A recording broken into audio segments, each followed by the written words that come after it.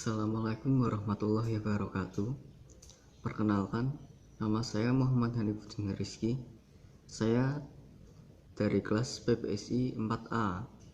Di sini saya kelompok 8 akan menjelaskan tentang gangguan berbahasa autisme 2. Saya akan menjelaskan tentang pentingnya kesikapan orang tua. Berdasarkan penelitian, diketahui bahwa anak penderita autisme memiliki kelainan otak yang disebabkan oleh gangguan perkembangan pada saat kehamilan.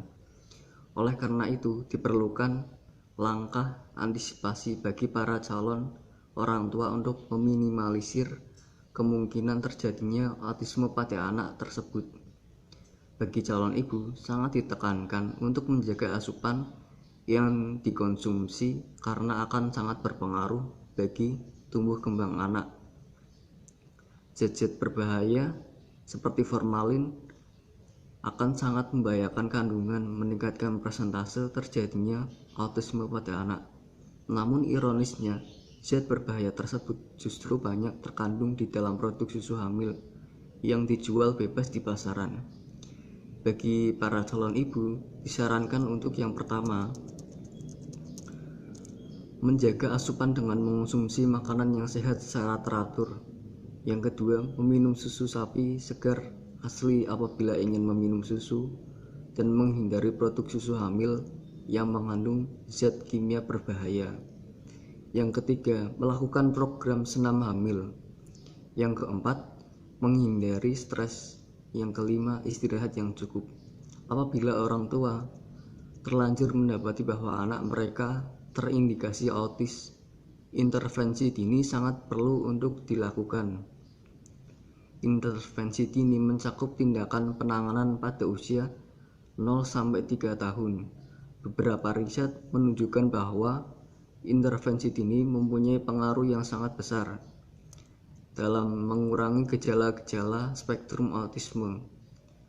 Penelitian membuktikan perkembangan anak autisme pada usia dini sangat fleksibel atau sangat rentan, sangat mungkin untuk menghasilkan kemajuan berarti yang memengaruhi perkembangan kemampuan kognitif, komunikasi, dan interaksi sosial.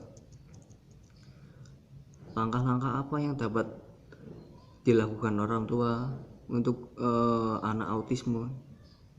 Langkah-langkahnya adalah yang pertama, sikap ikhlas dan tegar saat menerima anak autis. Yang kedua, hindari sikap defensif.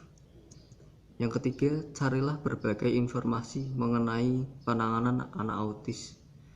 Yang keempat, lakukan konsultasi dengan tenaga medis dan profesional di bidang tersebut. Yang kelima, buat susunan rencana penanganan yang baik dan sesuai dengan karakteristik dan tingkat autisme anak bersama tenaga ahlinya. Yang keenam, mematuhi program-program yang telah dirancang oleh tenaga ahli. Yang ketujuh, pendidikan khusus untuk penyandang autisme sedang atau berat sebaiknya diberikan pendidikan individual terlebih dahulu. Yang keempat, terapi penanganan anak autisme, yaitu ada dua. Yang pertama, terapi psikologi. Yang kedua, terapi wicara. Terapi psikologi atau terapi kognitif CBT adalah terapi mental kejiwaan untuk anak. Terapi perilaku kognitif atau CBT menggunakan kaitan antara perasaan, pikiran, dan perilaku untuk membantu penderita autis mengatasi kecemasan dan menghadapi situasi sosial, menyadari emosinya dengan lebih baik. Dalam terapi ini, dokter penderita autisme dan orang tuanya atau pengasuhnya bekerja sama untuk menetapkan tujuan yang spesifik. Penderita akan belajar menentukan dan mengubah pemikiran yang menyebabkan perilaku dan perasaan yang bermasalah secara perlahan-lahan. Terapi perilaku kognitif dapat diselesaikan dengan kelemahan dan kekuatan masing-masing penderita. Lamanya masa terapi ini bergantung dengan tingkatan kemajuan pada anak tersebut untuk mengikuti semua sesinya. Selain itu, juga ada terapi keluarga. Terapi keluarga berfokus pada mengajarkan orang tua atau pengasuh dan orang anggota keluarga lainnya untuk berkomunikasi dan bermain dengan anak penderita autisme dengan berbagai cara khusus. Yang kedua, terapi wicara. Terapi wicara merupakan terapi yang diberikan untuk melatih kemampuan anak dalam menyampaikan informasi melalui komunikasi verbal atau oral menggunakan media linguistik atau bahasa. Ada 3 tahapan dalam terapi wicara, yaitu yang pertama, terapi profilatik pre-speech, yaitu tahapan mengajarkan anak untuk mengembangkan kemampuan bicara awal seperti mengungkapkan kata ba pada waktu bergumam. Yang kedua, yaitu terapi etiologis, yaitu tahapan yang dilibatkan orang tua untuk meningkatkan kemampuan bicara anak, melakukan diet makan, posisi tulang punggung, kemampuan anak mempersepsi dan menstimulasi anak dengan banyak bicara. Yang ketiga, yaitu terapi simptomatik, yaitu terapi untuk meningkatkan kemampuan bicara anak seusai kemampuan ekspresifnya. Misalnya, ketika ia ingin minum, anak tidak hanya mengucapkan kata minum, tetapi ia mengatakan saya mau minum. Kemampuan yang dapat dilatih kepada anak menurut Christopher Zunu antara lain yang pertama, yaitu wajah yang terarah. Jadi saat